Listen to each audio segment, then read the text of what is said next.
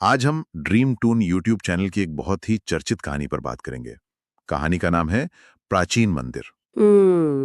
और ये चर्चा शुरू करने से पहले मैं स्पष्ट कर दूं कि हम सिर्फ एक अपहरण की कहानी का सारांश नहीं देने वाले हैं। हाँ, हमारा मिशन आज थोड़ा अलग है। हम उन परतों को खोलेंगे जो हमारी अपनी पहचान और दबे हुए राज से जुड़ी हैं। जो अचानक से वर्तमान को पूरी तरह झकझोर देते हैं। तो चलिए शुरू करते हैं। कहानी की शुरुआत ना एक बहुत ही परिचित और खुशनुमा दृश्य से होती है।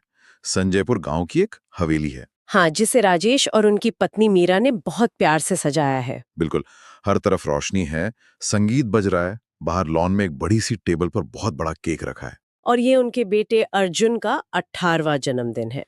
18 साल मतलब ये उम्र ही ऐसी होती है ना। है ना? अर्जुन भी खुशी खुशी सबसे कह रहा है कि वो अब ऑफिशियली अडल्ट हो गया है। अगर हम इसे बड़े परिप्रेक्ष्य में देखें तो 18 साल की उम्र इंसान के जीवन में एक बहुत ही अहम पड़ाव है। ये बचपन और जवानी के बीच की वो दहलीज है जहां एक इंसान को लगने लगता है कि वो अब पूरी तरह से आजाद है। हाँ, केक कटता है और अर्जुन अपने दोस्तों के साथ बाहर पार्टी करने जाने की जिद करता है। और उसकी माँ मीरा थोड़ी चिंतित जरूर होती है। वो उसे एक सोने की चेन भी गिफ्ट करती है। लेकिन पिता जो हैं, राजेश, वो मुस्कुराते हुए उसे जाने की इजाजत दे देते हैं। मतलब सब कुछ। मुझे हेल्प। राजेश, ये तो अर्जुन की आवाज है। हाँ? क्या हुआ अर्जुन? नहीं, मेरे बेटे को छोड़ दो, छोड़ दो। राजेश पागलों की तरह वैन की ओर भागा, लेकिन तब तक वो वैन रात के अंधेरे में गायब हो चुकी थी। सिर्फ धूल और मीरा का सिसकना उस सन्नाटे में रह गया। हाँ, नहीं नहीं। पुलिस को बुलाओ। हेलो पुलिस, सुनिए, हमारे बेटे को कोई उठा ले गया है। 3 लोग थे, जल्दी करिए नहीं तो सब खत्म हो जाएगा। वो पुराने मंदिर की तरफ गए हैं। ठीक है, आप फिक्र मत करिए, हम उनका फौरन पीछा करते हैं। पुलिस की गाड़ी की सायरन रात की चुप्पी को चीरती हुई गांव के बाहरी रास्ते पर भाग रही थी। इंस्पेक्टर सूरज सिंह तेज रफ्तार से वैन का पीछा कर रहे थे। उधर वैन में अर्जुन की आंखों पर पट्टी और मुंह पर कपड़ा बंधा था। प्लीज मुझे छोड़ दो, मेरे पापा आपको पैसे दे देंगे, मुझे जाने दो। भैया, सायरन की आवाज, पुलिस पीछे। अबे सीधे रास्ते से जाना खतरनाक है, जंगल वाला पुराना रास्ता लेते।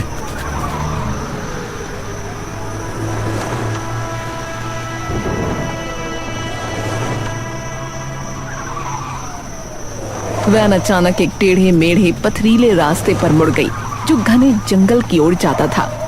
अंधेरा और भी गहरा हो गया। तभी आसमान फटा और इतनी तेज बारिश हुई कि विंडशील्ड वाइपर बेअसर हो गए। रास्ता धुंधला गया। अबे यार, कुछ दिख ही नहीं रहा है, रास्ता कहाँ गया यार? अबे ये कहाँ गए हम? अबे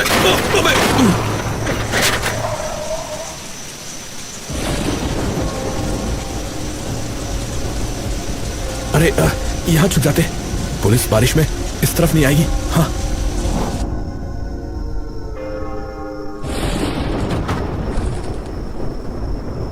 अबे ओ, ज्यादा परेशान मत हो, समझा? तेरे माँ बाप से कुछ लाख रुपए लेकर तुझे छोड़ देंगे फिर। हाँ, लेकिन चुपचाप रहियो। अरे लेकिन बिल्कुल चुप, कोई बातचीत नहीं, समझा? हाँ, अरे क्या हुआ? अरे ये कैसे बंद हो गया भाई? लगता है हवा से हुआ होगा। तीनों दरवाजे पर टूट पड़े। अरे तुम लोगों को नहीं पता क्या? ये पुराना मंदिर है, बहुत ही रहस्यमयी। यहाँ कोई भी नहीं आता है। और तुम मुझे यहाँ ले आए। तुम लोग पागल हो क्या? खुद भी मरोगे और मुझे भी मरवाओगे। सुनो, तुम लोगों ने ना बहुत बड़ी गलती करी है, समझे? वहीं बाहर बारिश थम चुकी थी। पुलिस की गाड़ी मंदिर के सामने खड़ी थी और पास में खड़े थे इंस्पेक्टर सूरज सिंह, राजेश और मीरा।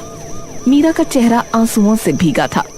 हमारे सूत्रों के मुताबिक वो लोग इसी इलाके में गायब हुए और यहाँ सिर्फ यही एक ढांचा है। संभव है कि वो इसी मंदिर के अंदर छिपे हैं। लेकिन इंस्पेक्टर साहब, ये मंदिर तो 18 साल पहले ही बंद हो गया था, किसी कारण से ये खुलता ही नहीं है। मेरा बेटा अंदर है, प्लीज दरवाजा तोड़िए ना। वही करेंगे, बस आप रोइए मत।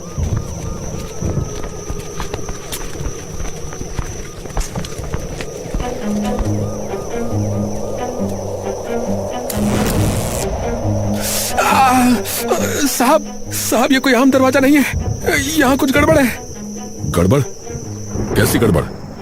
वहीं अंदर दरवाजा तोड़ने की नाकाम कोशिशों के बाद एक भयानक खामोशी छा गई। तभी अचानक मंदिर के मुख्य हॉल में रखी एक विशाल आधी टूटी नाग देवता की मूर्ति हल्के नीले प्रकाश से चमक उठी। पूरा हॉल एक अजीब सी रोशनी से भर गया। ये क्या है भाई? मैंने सुना कुछ आवाज आ रही है। मैंने भी कुछ फुसफुसाहट सुनी भाई। हवा में सचमुच फुसफुसाहटें गूंजने लगीं। वो चारों एक दूसरे के पास सिमट गए। भाई, दरवाजा नहीं टूट रहा बे, तो हमें मंदिर के और अंदर जाना होगा। शायद कोई दूसरा रास्ता मिल जाए।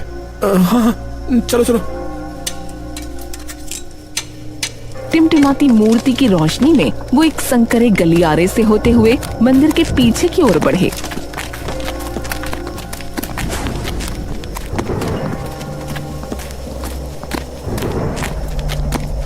गलियारा एक विशाल गुफा में खुला। गुफा की दीवारों पर पुरानी जीवंत नक्काशियां थीं।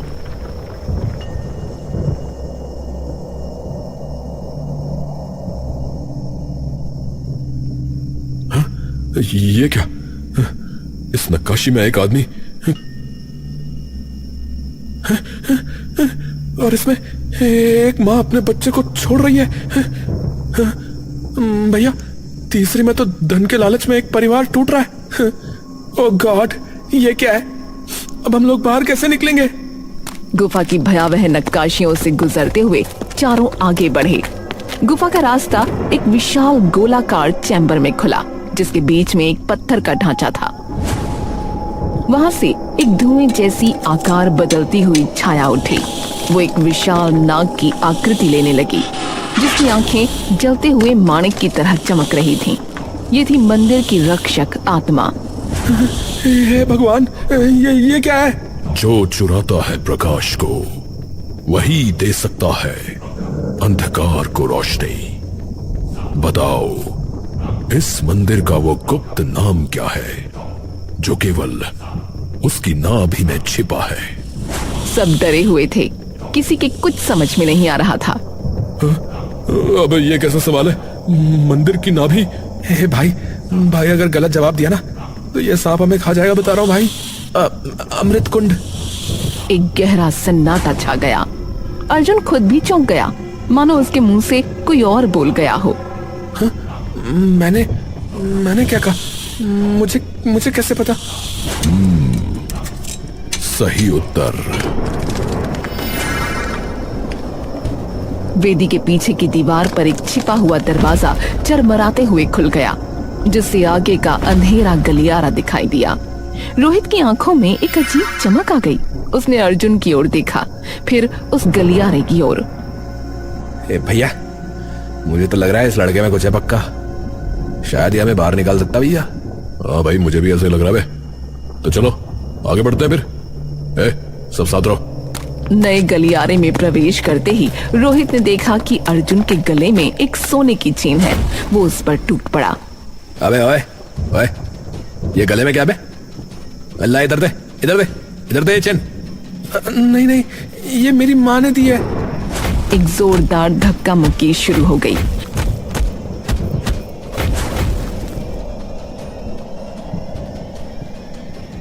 अबे पागल कहीं के! अबे साले, ये तूने क्या कर दिया बे? हमें ये जिंदा चाहिए, समझा? ए भगवान, ये तो गहरा गाँव है, खून रुक नहीं रहा भाई। अबे हमारा यहाँ से निकलना जरूरी है भाई, बाकी सब बाद में देखेंगे। अब तो इसको उठा, चल। वो एक नए चैम्बर में पहुंचे। वहां की दीवारों पर भी नक्काशी थी। एक में एक राजा अपने ही पुत्र का इसी मंदिर में बलिदान दे रहा था। दूसरे में एक पुजारी गुप्त खजाना चुरा रहा था। अब छोड़ मुझे। है? अबे अभी तो तेरे सर में चोट लगी थी, क्या हुआ तेरी चोट को? कहां गई तेरी चोट? ओ तेरी, अबे अबे ये क्या जादू है बे? ओए तू इंसान ही है ना लड़के? अरे अरे ये इस रहस्यमय मंदिर की वजह से हो रहा होगा, चलो छोड़ो इसे। अबे पर मेरी खरोंच तो ठीक नहीं हुई बे। अबे साले तू ज्यादा पापी है इसीलिए। अब चल यहां से।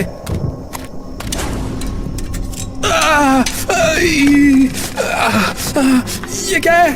अरे अरे मेरी मदद करो भाई। ओए अबे ओए अबे ओए, कोई छूना मत इसे, ये मुझे जहरीली लग रही है।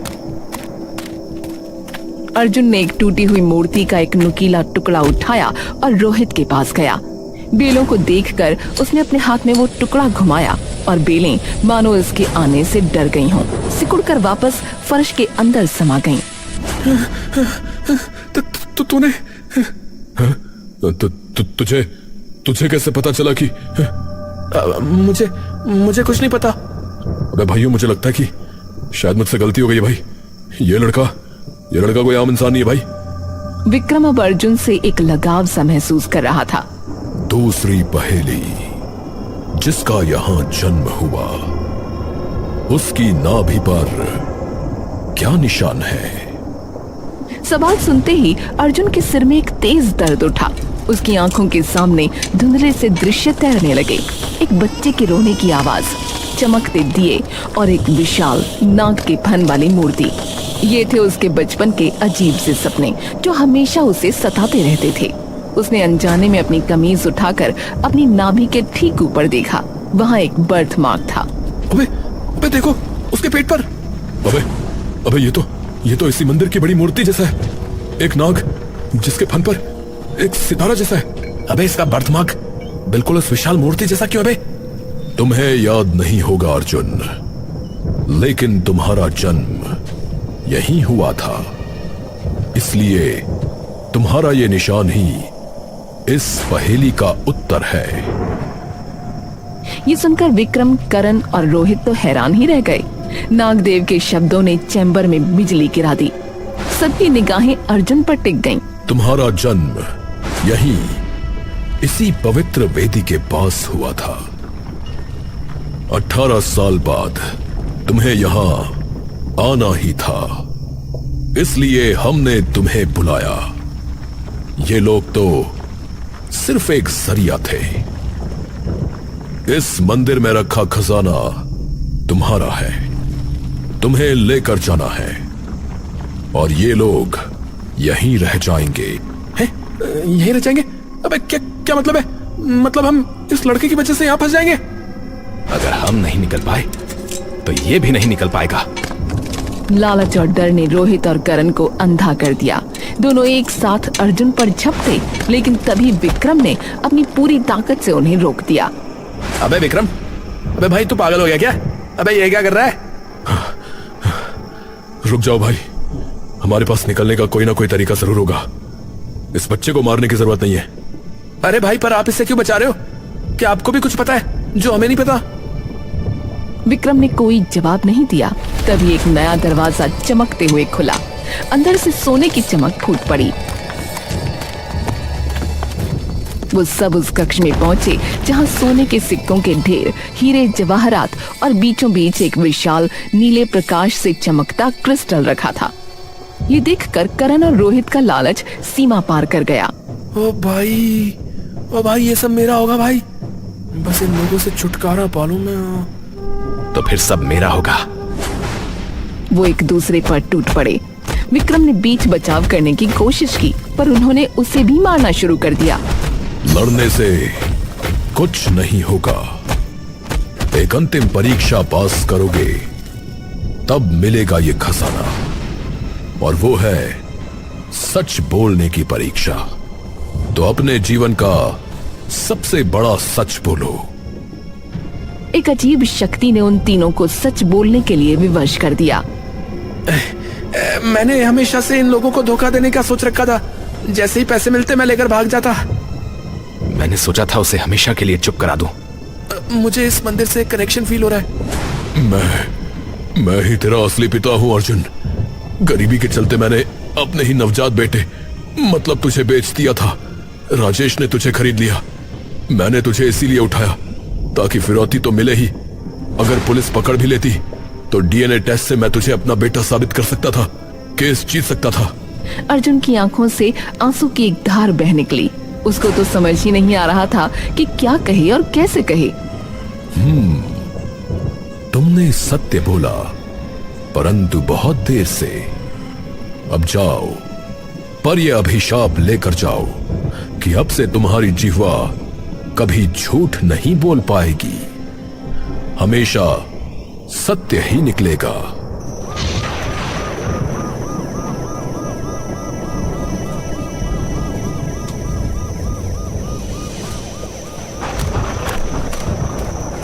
अरे रुको भाई, मैं सब कुछ कबूल करता हूं। मैं अर्जुन का असली बाप हूं। मैंने उसे बेचा था और आज फिर उसको उठा ले गया ताकि फिरौती ले सकूं। अबे ओए, सच्ची झूठी कहानियां जेल में सुनाना। तुम तीनों चलो यहां से। पुलिस उन तीनों को वहां से ले गई और अर्जुन ने अपने माँ बाप को सब कुछ बताया और फिर पूछा, मम्मी, मेरी असली माँ। बेटा, तेरी माँ को इसने कभी प्यार नहीं किया। बेचारी एक दिन रास्ते से गुजर रही थी, तभी तेरे पैदा होने का समय आ गया। वो इसी मंदिर में चली आई और तुम्हें पैदा करके मौके पर ही परलोक सिधार गई। ये विक्रम तो पता नहीं कहां बाहर था, हफ्ते भर बाद लौटा। उसे कुछ पता ही नहीं था। तुम्हारे पैदा होने से मंदिर बंद करना पड़ गया था, क्योंकि पुजारी जी का कहना था कि यहाँ के देव नाराज हो गए हैं। लेकिन अब पता चला उन्होंने 18 बरस का इंतजार किया था ताकि तुम्हें वापस बुलाकर तुम्हें तुम्हारा उपहार दे सके बेटा। इतना कहते ही मंदिर के शिखर से एक प्रकाश फूटा, जैसे कोई बंधन टूट गया हो। नागदेव की आवाज एक आशीर्वाद की तरह गूंजी। अर्जुन, इस खजाने को ले जा और आज के बाद से ये मंदिर वापस खुल जाएगा। जादुई रूप से वो खजाना अपने आप मंदिर के बाहर आ गया। अर्जुन वो खजाना लेकर अपने माता पिता के साथ वापस आ गया, लेकिन इस घटना ने उसे पूरी तरह बदल दिया था। इसलिए उसने उस खजाने का इस्तेमाल अपने लिए नहीं बल्कि अपने पूरे गांव के लिए किया।